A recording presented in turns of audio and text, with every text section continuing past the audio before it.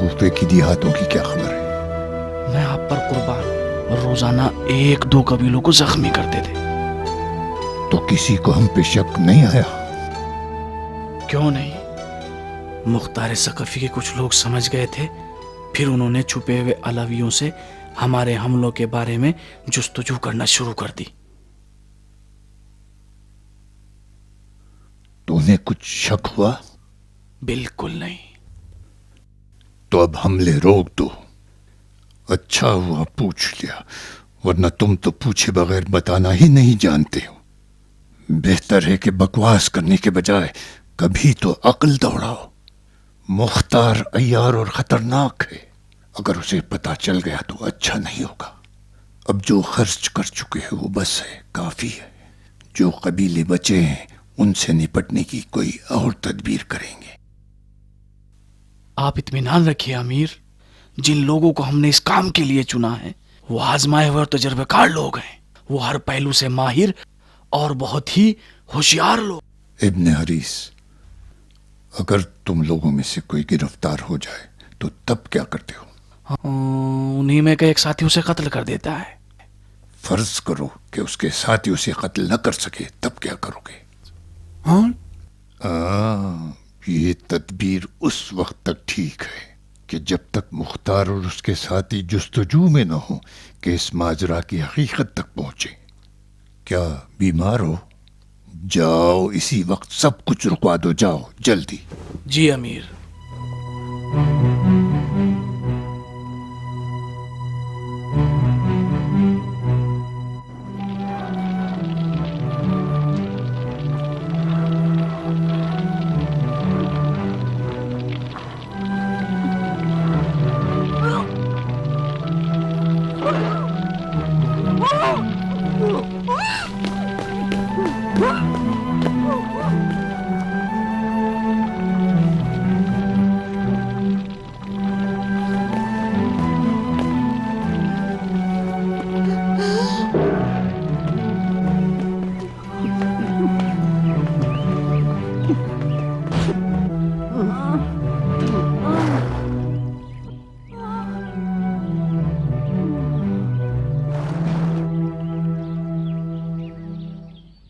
تم حاملہ ہو؟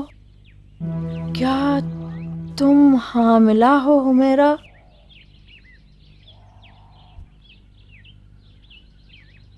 تیرے بچے کا باپ کون ہے؟ اگر تم حاملہ ہو تو اس کا مطلب ہے تمہارا شوہر ہے۔ ہائے حمیرہ، حرام سے حاملہ ہوئی ہو۔ واہ مصیبتہ، تمہارے بچے کا باپ اگر معلوم نہ ہو تو تمہیں سنسار کریں گے پگلی۔ حمیرہ جان، مجھے بتاؤ، کبھی نہ کبھی سب کو پتہ چل جائے گا، کچھ سوچنا ہی پڑے گا۔ اس بچے کا باپ کون ہے؟ بتاؤ کون ہے اس کا باپ؟ اس بچے کا باپ مارا جا چکا ہے۔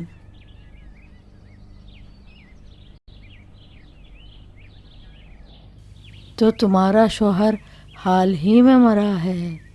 پھر جب میں نے ضمانت کی کہ تم بیوہ ہو اور تمہارا شوہر سالوں سے مرا ہے، تم کچھ نہیں بولی۔ تم نے مجھے پوچھا تھا کہ میرا شوہر کب مارا گیا ہے؟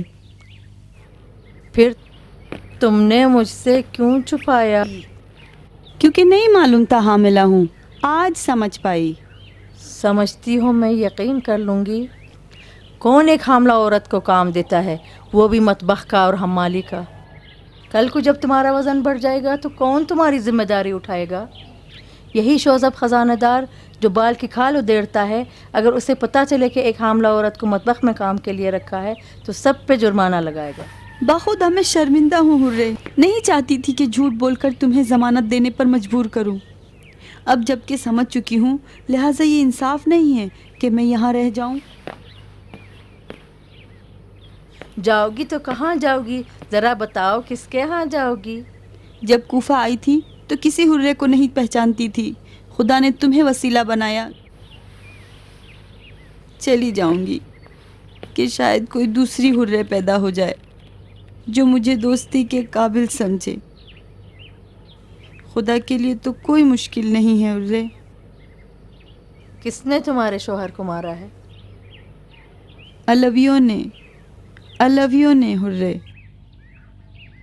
کیا علویوں نے؟ ہائے، پھر تم بھی میرے طرح علی سے زخم کھائی ہو. میں اپنے شوہر کا قصاص لینے کوفے آئی ہوں حرے. یہ میری بد نصیبی پر لعنت ہو. یہ بچہ بہت بری طرح سے میرے لیے رکاوٹ بنا ہے. اے دم کٹی حرے، اے دم کٹی لومڑی، صرف یہ تمہیں نہیں پتا کہ کب مرو گی. خدا کی قسم میں جانتی تھی کہ ان کالی جادوگر آنکھوں کے پیچھے کوئی فتنہ چھپا ہوا ہے. رہ جاؤ حمیرہ، میں بھی اپنے شوہر کے خون کا قصاص لینا چاہتی ہوں.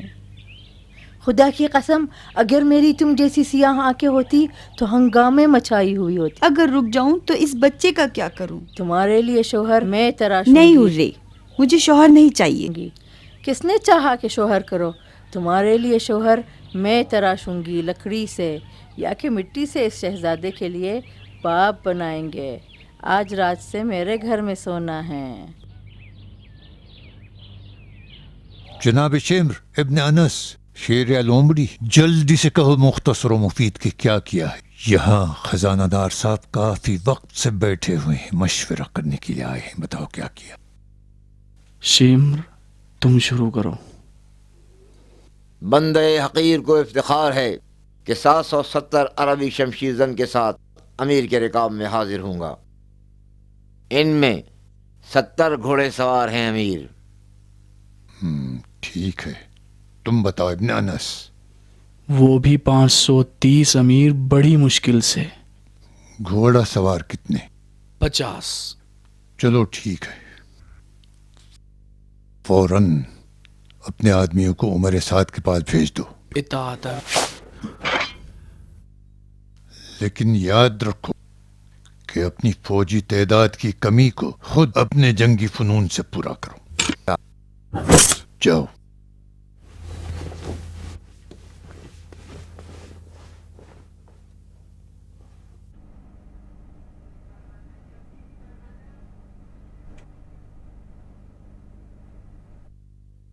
عجب گہرے تعلقات ہیں شمر اور سنان کے.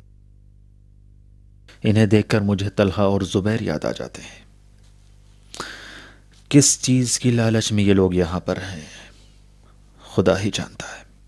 سونا شوزب، صرف سونا. لالچی یہودیوں کی طرح، مگر پچھتائیں گے. میں انہیں سونا دوں گا مگر ان کے خون کے بدلے. اگر مجھے دھوکہ دینے کی کوشش کی تو ان کا وہ حال بنا دوں گا کہ زار زار روتے رہ جائیں گے. خدا کرے کہ ان کا ہم و غم صرف سونا ہو. اگر ریاست کا خواب دیکھ رہے ہو تو مجھے یقین ہے کہ امیر کی خبروں کو ایک ایک کر کے حرف بہ حرف خلیفہ تک پہنچا رہے ہیں.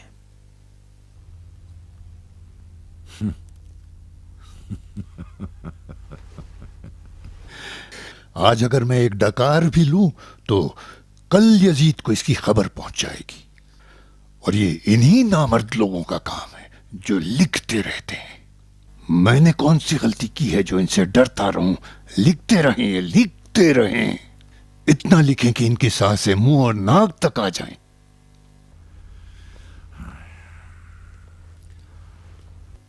شوزب، میں مسلم ابن عقیل کا کیا کروں؟ اس کو پانا میرے لیے خواب ہو گیا ہے۔ ہمارے جتنے بھی جاسوس اور مامور آئے تھے سب کے سب ناکام ہو گئے۔ کوئی پتہ نہ لگا سکا کہ ابن عقیل کہاں ہے۔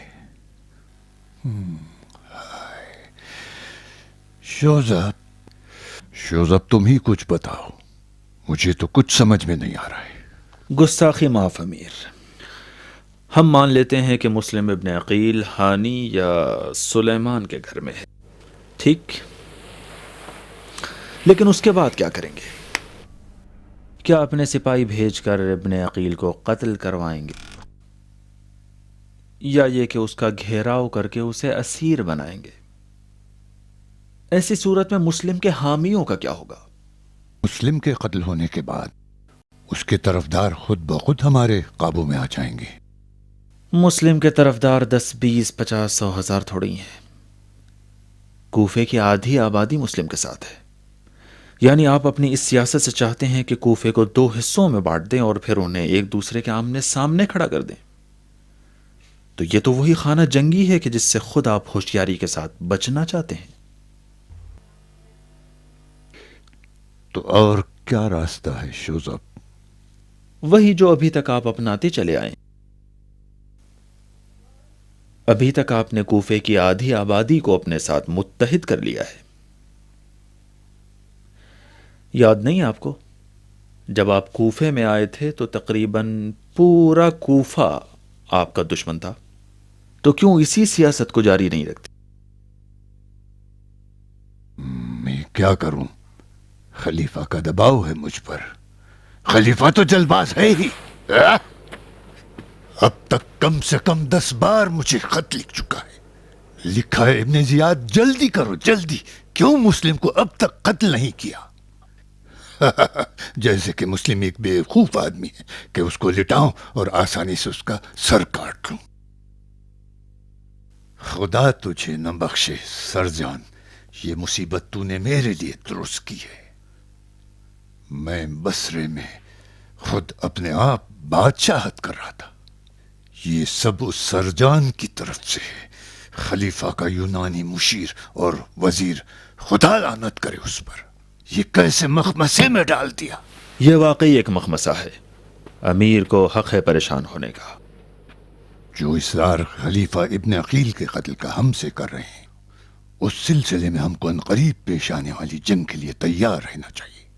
آج ہمیں آدھے کوفے کی بیعت تو حاصل ہو چکی، جنگ میں تاخیر کا کوئی بہانہ نہیں۔ جنگ ہوگی شوزب، مسلم کا پتہ معلوم ہونا چاہیے۔ خانہ جنگی ایک طرح کی خودکشی ہے امیر۔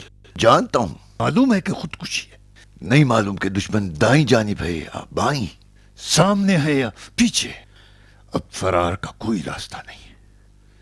عمارت بڑی مشکل سے دستیاب ہوتی ہے اور اس کا باقی رکھنا اور سخت ہوتا ہے۔ اپنی قدرت کو باقی رکھنے کے لیے بڑی قربانی دینی پڑتی ہے۔ کوئی بات نہیں، میں تو خطروں سے کھیلنے کا عادی ہوں، خطرہ مول لینا میرے لیے کوئی خاص بات نہیں۔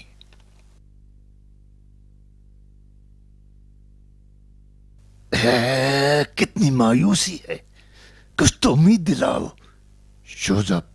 اس کے علاوہ کوئی اور راستہ نہیں کہ ابن عقیل کا شکار کیا جائے؟ ڈرتا ہوں کوئی راہ بتاؤں، لیکن امیر مذاق اڑائیں۔ کیسا مذاق شوزب؟ تم جیسے عقل مند کا مشورہ مذاق نہیں ہوتا۔ بیٹھو شوزب، تم با فہم ہو، حساب کتاب والے ہو، بتاؤ کیا کرنا چاہیے ہمیں؟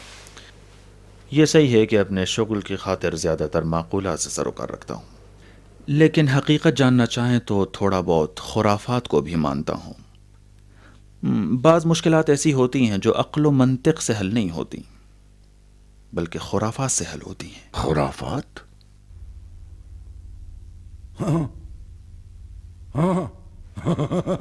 چلو بتاؤ بتاؤ بتاؤ شوزب، میں نے خرافات کی پرستش سے بہت معجزے دیکھے۔ ایک ہندوستانی پیشن گوئی کرنے والے کو پہچانتا ہوں جو ابھی جلدی ہی کوفے آیا ہے۔ عجیب مہارت رکھتا ہے حقیقت کا پتہ لگانے میں۔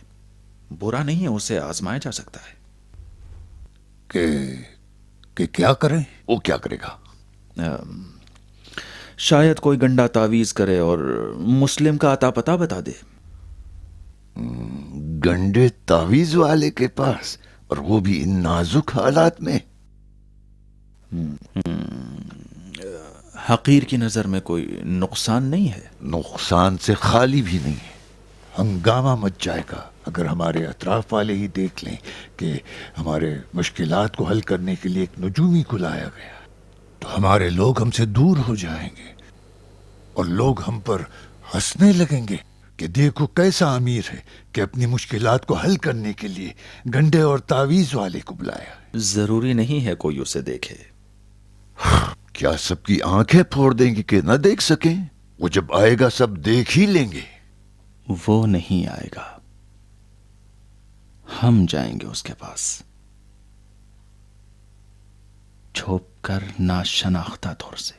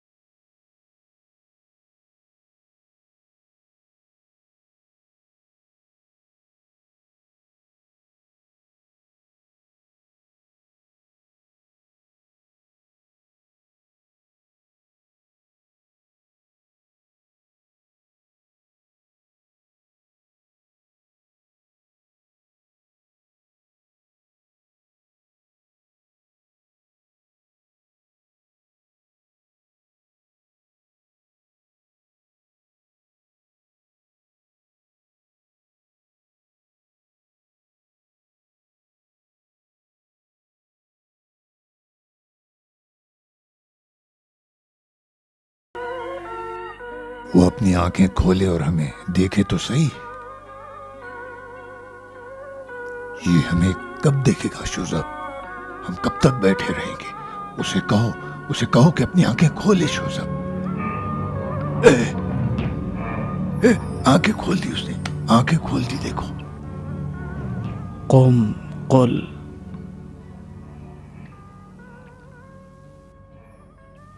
قم قل یعنی کیا؟ قم قل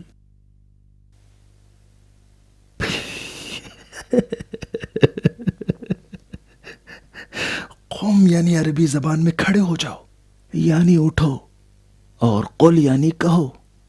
قم قل یعنی کھڑے ہو اور کہو، تو کھڑے ہو کر کہو نا۔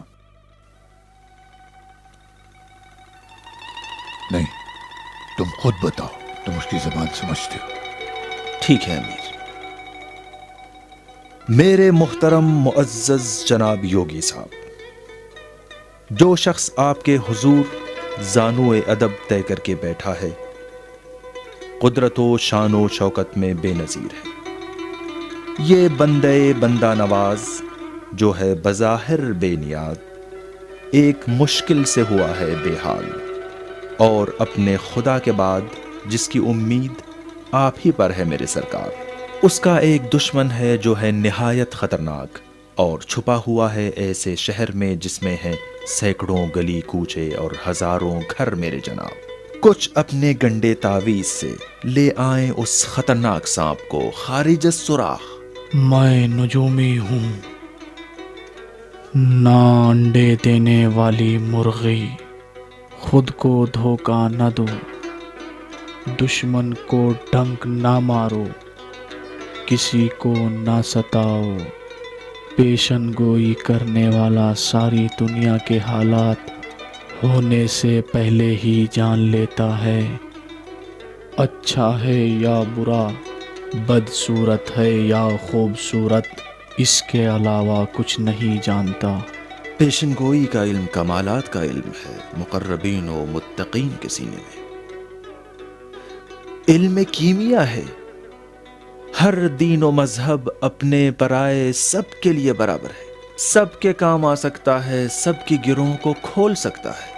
اس بندے خدا کی ہتھیلی دیکھ کر بتا دو کہ کن حالات کا اسے سامنا کرنا پڑے گا، کون اس کا دشمن ہے، کون دوست ہے، آج کیا ہوگا، کل کیا ہوگا۔ نہیں شوذب، نہیں، مجھے مسلم ابن عقیل چاہیے، میں اپنی ہتھیلی بتانے کے لیے نہیں آیا ہوں۔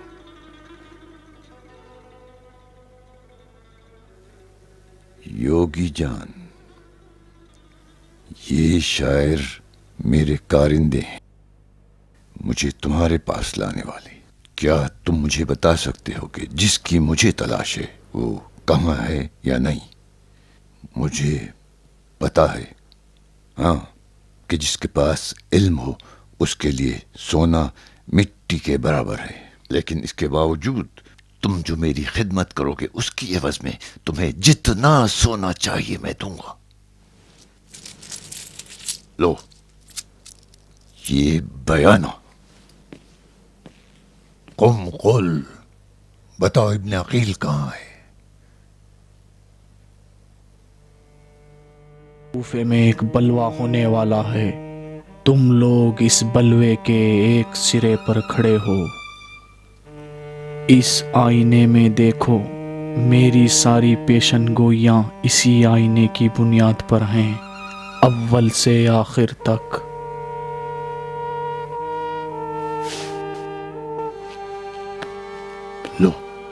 لو شوذب، جلدی سے دیکھو اور مجھے بتاؤ، یہ آئینہ جادو کا ہے؟ یہ آئینہ پیشن گوئی کرتا ہے۔ دیکھو تو کیا پیشن گوئی کرتا ہے؟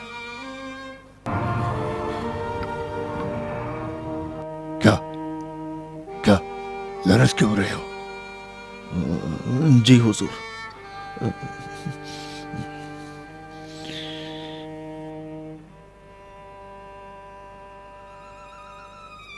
خوب، اس میں کیا دکھتا ہے؟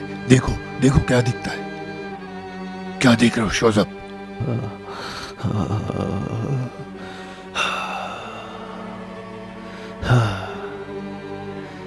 یہ بھی دوسرے تمام آئینوں کی طرح ہے حضور، یہ بھی وہی دکھاتا ہے جو تمام دوسرے آئینے دکھاتے ہیں۔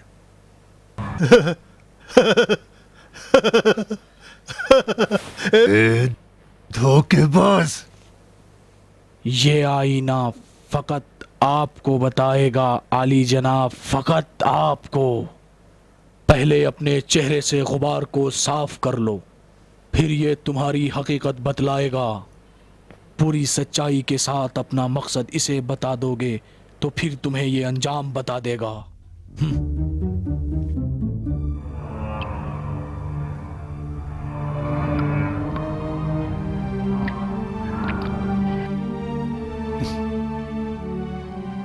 شوذب، میں اس آئینے کا افسانہ اور یہ پیشن گوئی کو ایک ڈھونگ کے علاوہ کچھ نہیں سمجھتا جو علویوں کی طرف سے رچایا گیا ہو۔ واہ ہو اس کی حالت پر اگر اس نے مجھ سے کچھ دھوکہ کیا ہو۔ حضور، گائے کو پوجنے والا یہ ہندوستانی یوگی ہے، حسین سے اس کا کیا مطلب؟ وہ ہندوستان سے آیا ہے، حسین کو کیسے پہچانے گا؟ نہیں، تم غفلت میں ہو، سادہ لو ہو۔ ابو تراب کے بیٹے سے کوئی چیز بعید نہیں ہے۔ اے یوگی، تو نے مجھے شک میں ڈال دیا کہ اس آئینے میں دیکھوں، اب تو صرف دعا کر کہ تو نے اور یہ تیرے آئینے نے کوئی جھوٹا خواب نہ دیکھا ہو، ورنہ تو نے ابھی ہندوستان دیکھا ہے، پھر قبرستان بھی دیکھ لے گا۔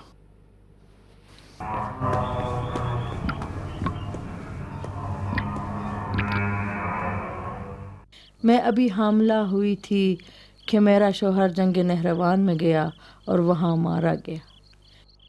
میری زندگی کے بہترین ایام وہی دن تھے کہ جب میں حاملہ تھی۔ میں ہو گئی تھی پرستان کی ملکہ۔ میرے سسرال والے سب دس بستہ اس انتظار میں تھے کہ میں کوئی حکم کروں اور وہ اس کی تعمیل کریں، پلکیں بچھاتے تھے کہ حرہ بی بی ان پر قدم رکھے۔ ہائے کاش اس 9 مہینے کے بجائے 99 سال لگتے جب تک کہ بچہ ماں کے پیٹ میں پورا ہوتا۔ کیا کہوں، سب میرے سے ایک لڑکا چاہتے تھے، ایسا لڑکا اسی قد و قامت کا جو کہ نہروان میں مارا گیا تھا۔ اچھا میری لڑکی پیدا ہوئی، ایک گول مٹول پیاری سی لڑکی۔ ہائے لڑکی کیا پیدا ہوئی، حرہ بی بی در بدر ہو گئی۔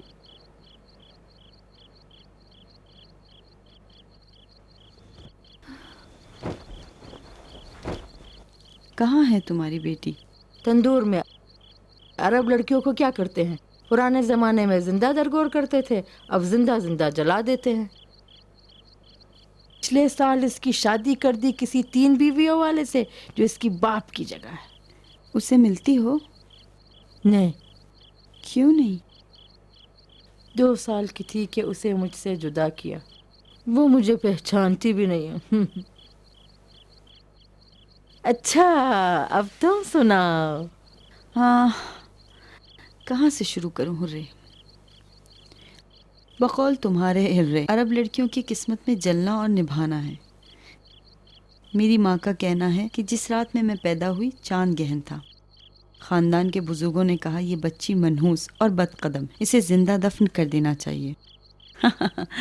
جو ہی ان کی نظر میری آنکھوں پر پڑی، ارادہ بدل ڈالا۔ جبھی تو حرہ ان آنکھوں کو کچھ سمجھتی ہے۔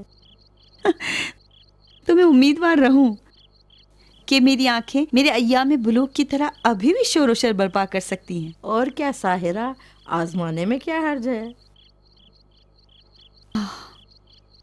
ای کاش میں حاملہ نہ ہوتی۔ اگر تمہیں تکلیف ہے تو اسے گرا سکتی ہو۔ نہیں حرے نہیں، یہ بچہ اس شوہر کی یادگار ہے کہ جس کی میں لیلا تھی اور وہ مجنون۔ پھر کیا، عشق کا یادگار جان سے زیادہ پیارا ہے۔ اس معصوم بچے کی ملامت نہ کرو۔ بتاؤ حمیرہ، تم اتنی دیر سے کیوں حاملہ ہوئی ہو؟ اتنی عمر میں تمہارے 10 بچے ہونے چاہیے تھے۔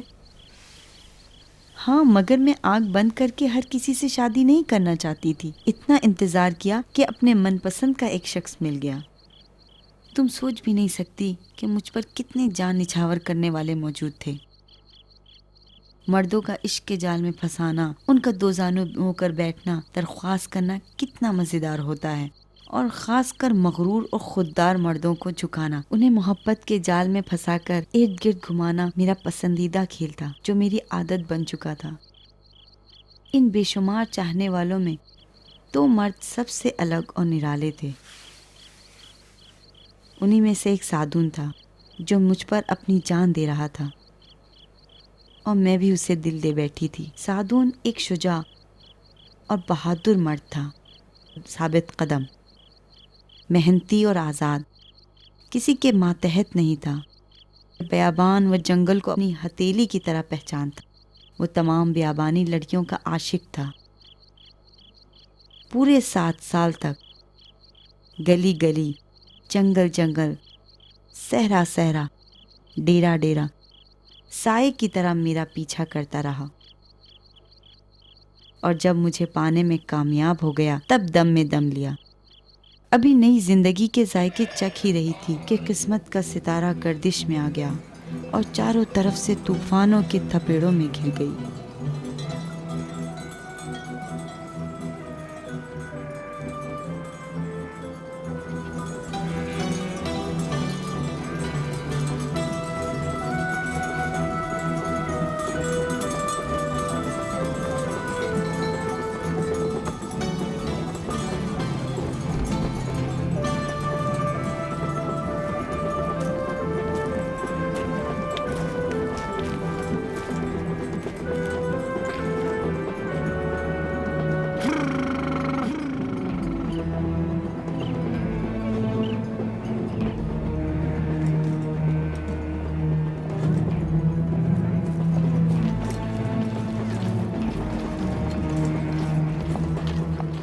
सादून तमाम मर्दों से कहो कि तलवारें निकाल लें। तुम क्यों परेशान हो हुमैरा? नहीं मालूम, शायद डाकुओं का हमला हो। इस रास्ते के तमाम डाकू सादून के कुत्ते हैं, सारे वक्त उन्हें टुकड़ा डाल दिया जाता है। तुम परेशान न हो रेगिस्तान की शहजादी। सादून, ये सरजमीन इराक है और ये डेरा कूफे के करीब है। मैं इस सहरा को अच्छी तरह पहचानती हूँ। हुमैरा, जब तक सादून के पास हो मत डरो। इराक मेरे लिए नई जगह नहीं है। शेर और चीते को अच्छी तरह जानता हूँ। शेर और चीते की बात नहीं है सादून। आजकल इराक की फिजा पुराशोभ है, लगता है जंग होगी। फौजियों को चरवाहे से सिर्फ गोश्त चाहिए, गोश्त चाहिए। 500 भेड़े और 100 ऊँट हुमैरा के पास हैं। 100 ऊँट और 10 भेड़े तुझ पे कुर्बान। सादून, मेरा दिल बिला वजह नहीं धड़कता। यहाँ खैमा लगाना बहुत खतरनाक है। जितनी जल्दी हो सके बिला ताखिर यहाँ से कूच करें। हुमैरा, ये जानवर चारा चाहते हैं। ये इलाका खुद हमारा है। हम अकेले नहीं हैं और कूच कर जाएं कि जहाँ हमारा दिल चाहे चले जाएं। ये जानवर मर जाएंगे। जाए जहन्नम में। भेड़ बकरियों और भैंसों से पहले हम लोग मर जाएंगे।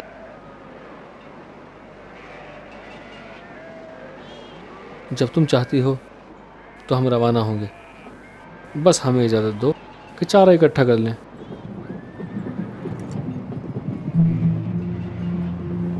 ये लो मेरी बात का सबूत। अपने आदमियों से कहो कि तलवारें उठा लें।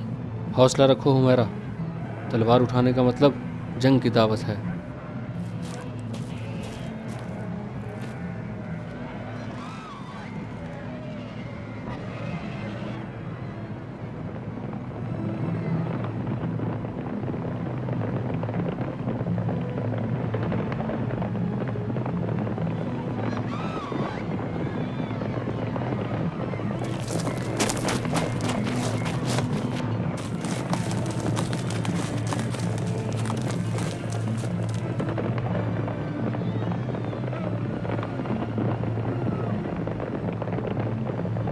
ए, डरो नहीं, चीखने चिल्लाने की जरूरत नहीं है। हम ना डाकू हैं और न हुकूमती कारिंदे। हम अलवी हैं, बस आए हैं कि हुसैन इब्न अली के लिए तुमसे बैयत लें। चरवाहा सहरा से बैत करता है। सरदार तशरीफ़ लाएं, थके हुए होंगे, कुछ देर आराम तो कर लें। अगर मौका दें तो एक भेड़ आपके लिए ज़बह करूं। आइए कबाब बनाते हैं, मज़ा आ जाएगा। हमें बैत चाहिए, कबाब नहीं। सिर्फ बैत। हम चाहते थे कि नानो नमक के साथ बैत करें, जो लायक एहतराम है। तुम इतनी ही आसानी से यजीदियों के साथ भी बैत करोगे? सरदार, हमें हुसैन और यजीद के झगड़े से क्या सरोकार। हमारी बैत यजीद या हुसैन को क्या फ़ायदा पहुंचाएगी। हम तो चरवाहे हैं, जंगजू नहीं। मुसलमान तो हो कि नहीं? नहीं, हम यहूदी हैं। ए नमक हराम यहूदियों, तुम अब भी जिंदा हो। मेरा ख्याल था कि तुम्हारा बेड़ा गर्क हो चुका है। ये लो।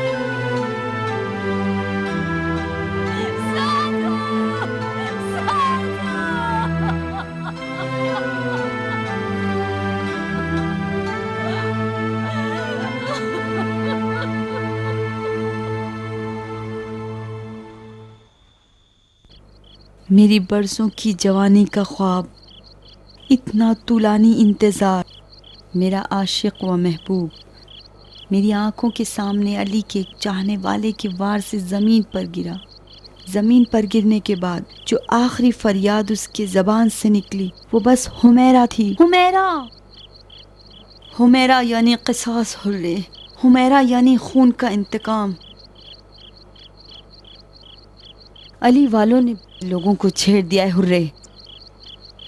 میں نے اپنے شوہر کے خون آلود لاش کی قسم کھائی ہے کہ جب تک بدلہ نہ لے لوں میرے انتقام کی پیاس روز بروز بڑھتی رہے گی، جب تک کسی علوی کا وجود ہے۔ میرا بھی باقی ہے، حسین حسین حسین۔ بری بات ہے حمیرہ، آرام سے، کوفہ ایسا شہر ہے کہ ہمسایہ کو نہیں جانتا۔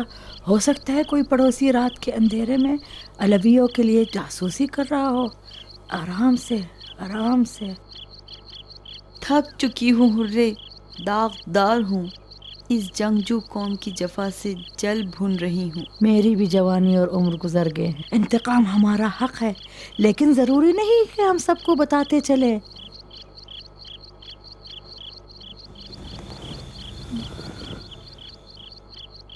میرے بچے، تو میرے پیٹ میں ہی بن باپ کا ہو گیا۔ تیری ماں وعدہ کرتی ہے کہ تیرے باپ کا کالا کرتا حسین کی قبر پر دے ماروں گی۔ وعدہ کرتی ہوں کہ حسین ابن علی کے جنازے پر ناچوں گی۔ کیا خواہش ہے تمہاری؟ میرا جنون جگر حسین ہے۔ اندہ جگر خار ہو گئی ہو؟ نہیں ہو سکتی؟ کیوں نہیں، اچھی طرح ہو سکتی ہو۔ جو تمہاری آنکھیں ہیں، وعدہ کرتی ہوں قطامہ اور جودہ سے بھی آگے بڑھ سکتی ہو۔ علی اور ان کا بیٹا حسن بھی 2 عورتوں کے ذریعے قصاص ہوئے۔ میں نے ان دونوں کو دیکھا ہے۔ تم ان دونوں سے بڑھ کر ہو جادو کی آنکھوں والی۔ حرے، بولو حرے کی جان۔ میری مدد کرو گی؟ جان کی حد تک۔ کہاں سے شروع کرو گی شکارن؟ خزانہ دار شوذب سے۔ ہائے حمیرہ، مجھے مایوس نہ کرو ہے۔ شوذب اس کام کا نہیں ہے، مکار اور دھوکے باز ہے۔ تم سوچتی ہو کیوں مجھے برا لگتا ہے؟ اس لیے کہ وہ خائن ہے، بظاہر یزید کی نوکری کرتا ہے اور دل اس کا فرزند علی کے ساتھ ہے۔ صرف جو شخص حسین کو مار سکتا ہے وہ ابن مرجانہ ہے۔ ٹھیک ہے، مگر اس شرط پر کہ شوذب رکاوٹ نہ بنے۔ جب ہانی جیسے سخت دشمن کی احوال پرسی پر شوذب ابن زیاد کو مجبور کر سکتا ہے تو یقیناً وہ حسین ابن علی کے قتل سے بھی اسے باز رکھ سکتا ہے۔ حمیرہ، شوذب اپنی بیوی ماریہ نصرانی کا عاشق ہے۔ تمہیں نہیں پتا اس شادی کی خاطر کتنی لشکر اور لشکر کشی ہوئی ہے۔ وہ تمہاری آنکھوں کے فریب میں آنے والا نہیں۔ خواہ مخواہ اپنے آپ کو ذلیل نہ کرو۔ تو پھر اس کا مطلب ہے کہ تمہیں میری آنکھوں پر اعتماد نہیں ہے۔ اس طرح اسے موم کی طرف پگھلاؤں گی کہ دیکھ لینا۔ کیوں امیر کو نہیں پھنساتی حمیرہ؟ تم اپنے کاموں سے امیر کے ذریعے شوذب کے جادو توڑ سکتی ہو۔ تم شوذب کو امیر کی نظروں سے گرا سکتی ہو۔ رے، حاکموں کی عمریں زیادہ نہیں ہوتی، وہ بھی خوف و خطرات میں گزرتی ہیں۔ تمہیں یاد ہے کہ کوفے کے دارالامارہ میں کتنے حاکموں کی رد و بدل ہو گئی، مگر شوذب خزانے داری پر ابھی تک باقی ہے۔ شوذب کا جادو توڑ سکتی ہو؟ تم شوذب کو امیر کے نظروں سے گرا سکتی ہو؟ حمیرہ، ہاں بولو۔ جب تک اپنے ماتھے پر پڑے بل کو نہ ہٹاؤ گی نہیں کہوں گی۔ ٹھیک ہوا؟ ایسے نہیں، پہلے اپنے دل کو صاف کر لو۔ تمہیں افسوس نہیں کہ اپنے آپ کو ایسے مرد کا لقمہ بناؤ جو علی کا مرید ہے؟ میری اماں، میں اس طرفدار علی کو اس کے دشمن میں بدلنا چاہتی ہوں، حسین ابن علی کے لیے، مگر اس شرط پر کہ تم وعدہ کرو کہ کچھ روز کے لیے تم علوی بن جاؤ اور میرے لیے شوذب کے گھر کی جاسوسی کرو۔ علوی بن جاؤں؟ کیوں؟ لے کے ماریہ نصرانی علی کی چاہنے والی ہے۔ تمہیں کہاں سے پتا کہ ماریہ نصرانی ایک علوی ہے؟ سنو میری جان، تمہارے کہنے کے مطابق اگر شوذب علوی ہے تو اس کی بیوی بھی علوی ہوگی۔ او بہت دیر ہو گئی، کل کتنا کام ہے، چلے اب سو جائیں حرے تاکہ میٹھی نیند آئے اور سہانے خواب دیکھیں۔ تم شوذب کے خواب دیکھتی ہو؟ بیچاری حرہ کیا؟